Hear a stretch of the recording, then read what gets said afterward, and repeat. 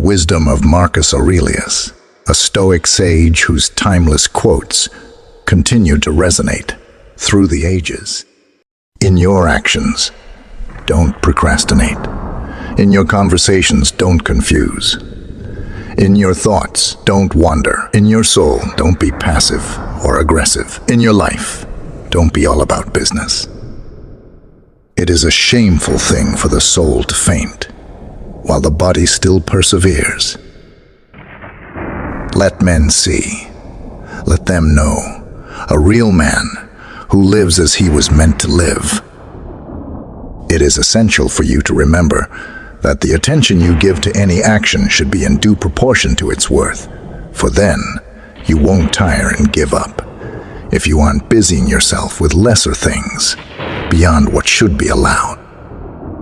It is within our power not to make a judgment about something, and so not disturb our minds, for nothing in itself possesses the power to form our judgments. Most of what we say and do is not essential. If you can eliminate it, you'll have more time and more tranquility. Ask yourself at every moment, is this necessary? It never ceases to amaze me. We all love ourselves more than other people, but care more about their opinions than our own. To understand the true quality of people, you must look into their minds and examine their pursuits and aversions. Nature set a limit on sleep, as it did on eating and drinking, and you're over the limit, but not of working. There, you're still below your quota. You don't love yourself enough, or you'd love your nature too, and what it demands of you. People who love what they do wear themselves down doing it. Never let the future disturb you. You will meet it, if you have to, with the same weapons of reason which today arm you against the present. Or is it your reputation that's bothering you? But look at how soon we're all forgotten. The abyss of endless time that swallows it all. The emptiness of those applauding hands. The people who praise us. How capricious they are. How arbitrary. And the tiny region it takes place. The whole earth, a point in space, and most of it uninhabited. No one was ever injured by the truth, but he who persists in self-deception and ignorance is injured. Perfection of character is this: to live each day as if it were your last, without frenzy, without apathy, without pretense. Nothing that goes on in anyone else's mind can harm you. Purge your mind of all aimless and idle thoughts, especially those that pry into the affairs of others or wish them ill. Receive wealth or prosperity without arrogance and be ready to let it go. That which is really beautiful has no need of anything, not more than law, not more than truth, not more than benevolence or modesty.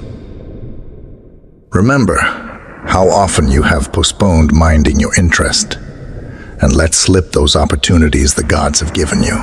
It is now high time to consider what sort of world you are part of and from what kind of governor of it you are descended, that you have a set period assigned you to act in, and unless you improve it to brighten and compose your thoughts, it will quickly run off with you, and be lost beyond off with you, and be lost beyond. Recovery. The cucumber is bitter. Then throw it out. There are brambles in the path. Then go around. That's all you need to know. Receive without conceit. Release without struggle. Remember that man lives only in the present, in this fleeting instant. All the rest of his life is either past and gone or not yet revealed. The art of living is more like wrestling than dancing, because an artful life requires being prepared to meet and withstand sudden and unexpected attacks. The first rule is to keep an untroubled spirit. The second is to look things in the face and know them for what they are. The inner master, when confronted with an obstacle, uses it as fuel, like a fire which consumes things that are thrown into it. A small lamp would be snuffed out, but a big fire will engulf what is thrown at it and burn hotter. It consumes the obstacle and uses it to reach a higher level. The memory of everything is very soon overwhelmed in time. When you find an unwillingness to rise early in the morning, make this short speech to yourself. I am getting up now to do the business of a man. And am I out of humor for going about that I was made for, and for the sake of which I was sent into the world? Was I then designed for nothing but to doze and keep warm beneath the counterpane? The only wealth which you will keep forever is the wealth you have given away. Time is a sort of river of passing events, and strong is its current. No sooner is a thing brought to sight than it is swept by, and another takes its place, and this too will be swept away. The secret of all victory lies in the organization of the non-obvious. What doesn't transmit light creates its own darkness. The stone that is thrown into the air is none the worse for falling down, and none the better for going up. Think of what you have rather than of what you lack. Of the things you have, select the best, and then reflect how eagerly you would have sought them if you did not have them. The opinion of 10,000 men is of no value if none of them know anything about the subject. Very little is needed to make a happy life. It is all within yourself, in your way of thinking. What does not benefit the hive is no benefit to the bee. When force of circumstance upsets your equanimity, lose no time in recovering your self-control, and do not remain out of tune longer than you can help. Habitual recurrence to the harmony will increase your mastery of it. When you arise in the morning, think of what a precious privilege it is to be alive, to breathe, to think, to enjoy, to love. Why should anyone be afraid of change? What can take place without it? What can be more pleasing or more suitable to universal nature? Can you take your bath without the firewood, undergoing a change? Can you eat without the food, undergoing a change? And can anything useful be done without change? Don't you see that for you to change is just the same, and is equally necessary for universal nature? You always own the option of having no opinion. There is never any need to get worked up or to trouble your soul about things you can't control. These things are not asking to be judged by you. Leave them alone. You must become an old man in good time, if you wish to be an old man long. You must build up your life action by action, and be content if each one achieves its goal as far as possible, and no one can keep you from this. You need to be prepared for firm decisions and action, without losing gentleness towards those who obstruct or abuse you. It's as great a weakness to be angry with them as it is to abandon your plan of action and give up through fear. Your days are numbered. Use them to throw open the windows of your soul to the sun. If you do not, the sun will soon set, and you with it. Do not disturb yourself by picturing your life as a whole. Do not assemble in your mind the many and varied troubles which have come to you in the past and will come again in the future. But ask yourself with regard to every present difficulty, what is there in beyond to every present difficulty? What is there in beyondable and beyond? Endurance?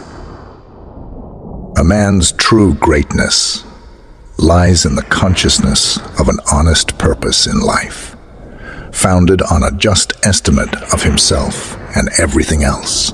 on frequent self-examinations, and a steady obedience to the rule which he knows to be right, without troubling himself about what others may think or say, or whether they do or do not that which he thinks and says and does. A great estate is a great disadvantage to those who do not know how to use it, for nothing is more common than to see wealthy persons live scandalously and miserably. Riches do them no service in order to virtue and happiness. Therefore, 'tis precept and principle, not an estate, that makes a man good for something. A good man does not spy around for the black spots in others, but presses unswervingly on towards his mark. A man should remove not only unnecessary acts, but also unnecessary thoughts, for then superfluous activity will not follow. Accept whatever comes to you woven in the pattern of your destiny, for what could more aptly fit your needs? Always run to the short way, and the short way is the natural. Accordingly, say and do everything in conformity with the soundest reason. For such a purpose frees a man from trouble and warfare and all artifice and ostentatious display. Be like the cliff against which the waves continually break, but it stands firm and tames the fury of the water around it. Be tolerant with others and strict with yourself. Be not careless in deeds, nor confused in words, nor rambling in thought. Because your own strength is unequal to the task, do not assume that it is beyond the powers of man. But if anything is within the powers and province of man, believe that it is within your own compass as well. Both happiness and unhappiness depend on perception. Can we wonder that men perish and are forgotten when their noblest and most enduring works decay? Death comes even to monumental structures, and oblivion rests on the most illustrious names. Change your attitude to the things that bother you, and you will be aware of them. Infinity is a fathomless gulf into which all things vanish. Nothing happens to any man that he is not formed by nature to bear. Death and life, success and failure, pain and pleasure, wealth and poverty, all these happen to good and bad alike, and they are neither noble nor shameful, and hence neither good nor bad. Do not suffer a sudden impression to overbear your judgment. Don't be overheard complaining, not even to yourself. Don't be ashamed to need help. Like a soldier storming a wall, you have a mission to accomplish. And if you've been wounded and you need a comrade to pull you up, so what? To the wise, life is a problem. To the fool, a solution. If it is not right, do not do it. If it is not true, do not say it. Everything harmonizes with me, which is harmonious to thee, O universe. Nothing for me is too early or too late, which is in due time for thee. It is not death that a man should fear, but he should fear never beginning to live. Everything is in a state of metamorphosis. Thou thyself art in everlasting change and in corruption to correspond. So is the whole universe. Everything we hear is an opinion, not a fact. Everything we see is a perspective, not the truth. Never look round to see whether any shall note it. Be satisfied with success in even the smallest matter, and think that even such a result is no trifle. If it's in your control, why do you do it? If it's in someone else's control, Then who are you blaming? Atoms, the gods, stupid either way. Blame no one. Set people straight if you can. If not, just repair the damage. If souls survive death for all eternity, how can the heavens hold them all? Or for that matter, how can the earth hold all the bodies that have been buried in it? The answers are the same, just as on earth. With the passage of time, decaying and transmogrified corpses make way for the newly dead, so souls released into the heavens after a season of flight begin to break up, burn, and be absorbed back into the womb of reason, leaving room for souls just beginning to fly. This is the answer for those who believe that souls survive death. If you are distressed by anything external, the pain is not due to the thing itself, but to your estimate of it. And this, you have the power to revoke at any moment. In one way, an arrow moves. In another way, the mind. The mind indeed, both when it exercises caution and when it is employed about inquiry, moves straight onward, not the less, and to its object.